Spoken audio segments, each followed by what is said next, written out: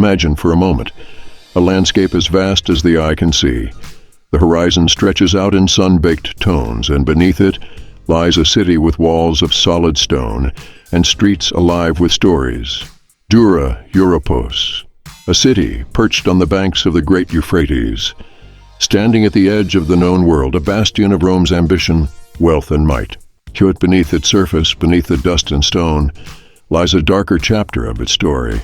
Here, my friends, is where the earth itself witnessed a siege so brutal, so haunting, it has been hidden for centuries, buried until the very bones of those who fought within it were finally unearthed, locked in silent testimony. In the year 256 AD, Rome was stretched thin, with borders sprawling in every direction, the empire's hold as vast as it was tenuous. Dura-Europos, this outpost, this easternmost jewel, became a target for the great Sasanian Empire. The Persians under King Shapur, a ruler determined to take what was Rome's and break the reach of its empire. But this wasn't just any siege. No. King Shapur sought more than the city's walls. He would lay claim to the depths of Dura-Europos, breaking through its defenses from below. Now picture the scene. The city of Dura-Europos, encased in fortress walls, proud and prepared. A city defended by some of Rome's finest soldiers.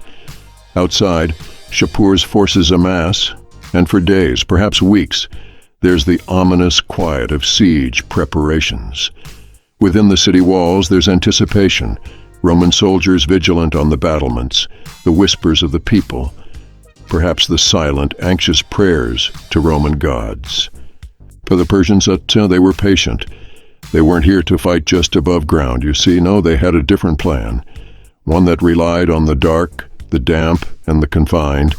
They would take the fight below. Slowly, the Persians began to dig, tunneling ever closer to the city walls, inch by inch, foot by foot, moving under the very feet of their enemy. Imagine them, these Persian soldiers, burrowing silently through the earth, the weight of the world above pressing down on them. Every footfall heavy with purpose, with tension. The Persians knew their lives might end at any moment, the very earth collapsing on them if they misstepped. But their orders were clear. Breach the walls from below and let Rome tremble. Yet the Romans, they were not oblivious. They were men trained in the arts of war, defenders of one of the greatest empires the world had known.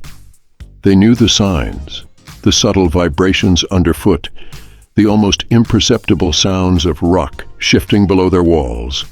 They sensed it, the creeping advance of their enemies, the threat beneath.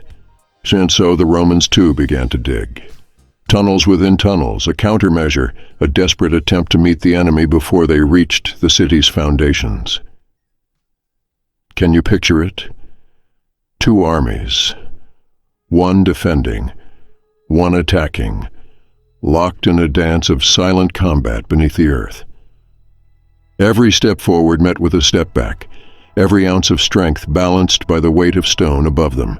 And there beneath the surface of the earth, beneath all light, the two forces began to move toward each other, closer and closer, until they were separated by a mere breadth of soil and stone.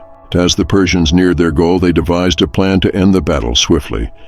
They gathered sulfur crystals and bitumen, materials that, when ignited, would release noxious fumes capable of choking the air itself.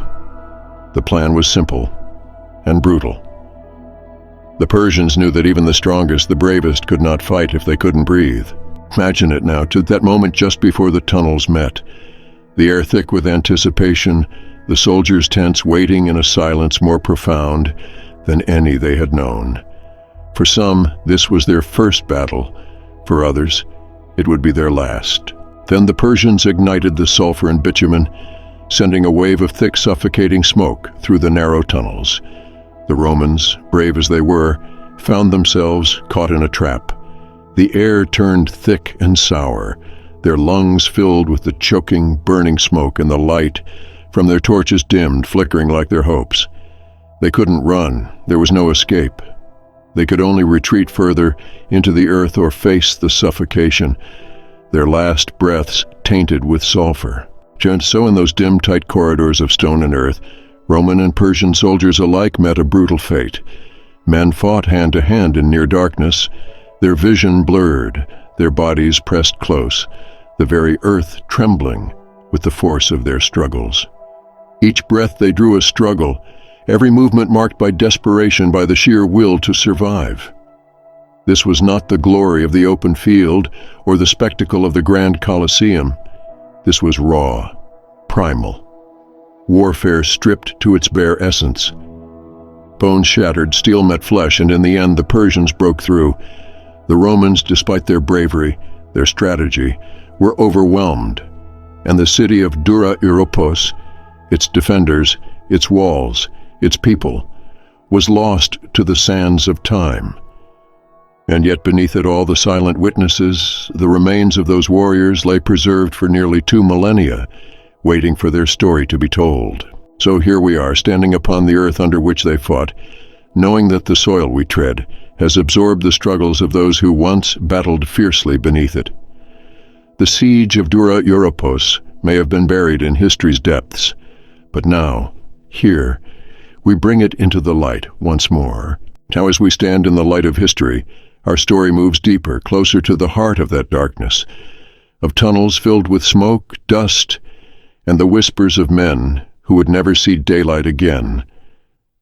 Imagine, for a moment, what it must have been like down there in the last moments of the siege. You are one of Rome's finest soldiers, holding fast in the suffocating dark, the walls pressing in around you, the air thick, tainted, each breath a battle of its own. In those final moments, with only the faint glow of torches illuminating their path, the Romans fought valiantly, as was their way. They did all they could, wrestling not only with Persian soldiers, but with the very earth itself. Their lungs starved of clean air, their throats choked with the bite of sulfur, and their vision clouded by the dense, acrid smoke. And yet beneath the layer of smoke and fear, something remarkable was happening.